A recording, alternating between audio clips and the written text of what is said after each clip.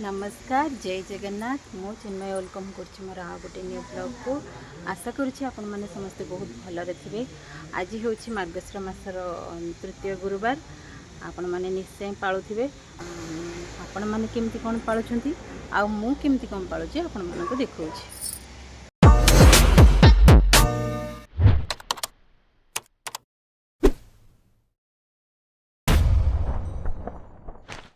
राति 3:30 चलतु आम जा बाहर को। बाहर केमती कौन दृश्य अच्छी देखु बाहर केते अंधार होइछि। एबे चलतु जा निज काम करवा। ये घर द्वार ओला सारी बाहर झाड़ू कर देइथिली। बाहर सब झाड़ू सारी चली रही बाहर धुआ धुई सारी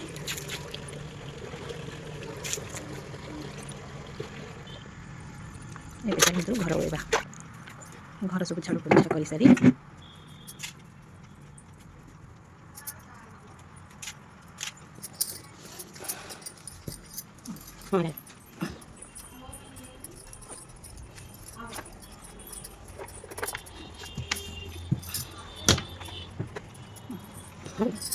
गाधे पाधे रेडी ही पलि आसली।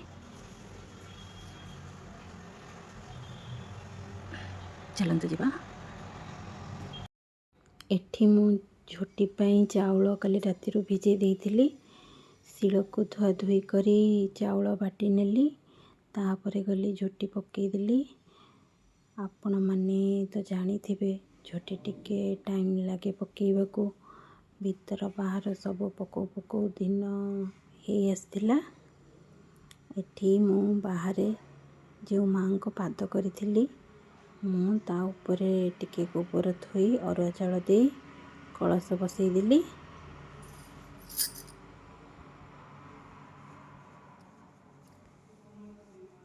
आगरू मु कलश रे टिके गंगा जल हलदी सिंदूर सब पकई नहीं।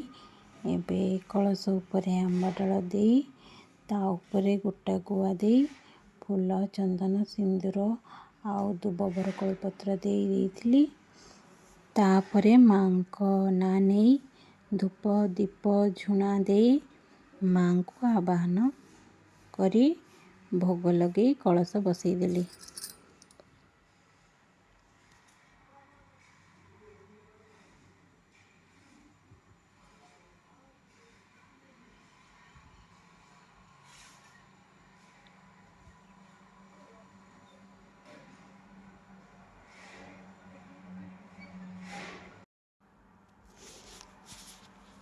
एबे मु चलिली घर ठाकुर पूजा करने को।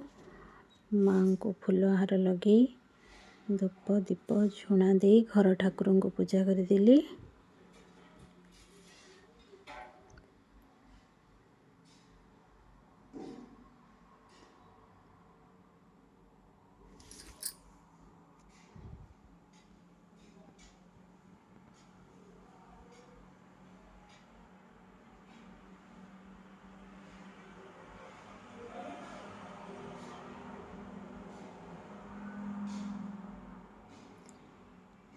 एबे मु चलिली रोसई घर को।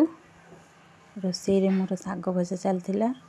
स्वामी आसी पचारुथिले कौन कौन रोसई करछि बोली। मोर एठी रेडी हो जाइछि डालमा। एठी होइछि कोबी आलू भजा अरुआ भात आउ ता सहित दही बैगण। आपण मन क्या भल लगे निश्चय कमेंट रे कहिबे। स्वामी की जोर भोक लगुला मत कहले केतबेले सरीबो। मु कहली आ 5 मिनिट लागिबो। आमे समस्ते मिसिकरी खाइथिलु। देखु देखु संध्या हो गला। मु संध्या दे सारी ओळिकी होई ठाकुर पाखरे चलिली लक्ष्मी पुराण बही पढ़ा को। मते संध्या बेले लक्ष्मी पुराण बही पढ़ा को बहुत भल लगे।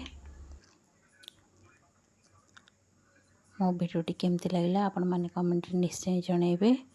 जदि मो भिडियोटी भल लगी थाए ताले लाइक शेयर सब्सक्राइब निहाती करिवे। रहिली नमस्कार जय जगन्नाथ।